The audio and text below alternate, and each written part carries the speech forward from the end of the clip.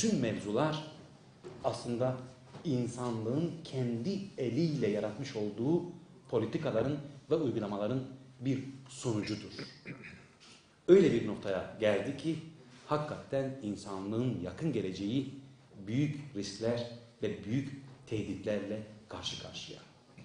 İnsanın kendisinin de onun yaşam alanlarının da şekillenmesinde belirleyen faktör, başat faktör bizzati doğanın değişmez kurallarıdır.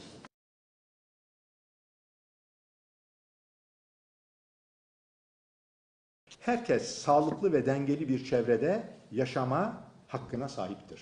Birinci cümle bu.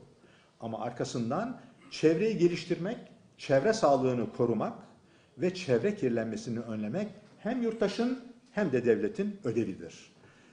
Gördüğünüz gibi ödev ve hak bir bütünlük, bir bütünsellik içerisinde ele alınmıştır anayasamızda.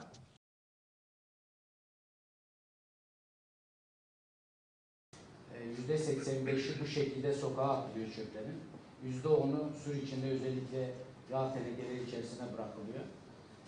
Bu son dönemde de %5 oranında özellikle basında da gördüğümüz gibi özellikle 20 yıl sonra bir ilk çözüm sürecinin yansıması şeklinde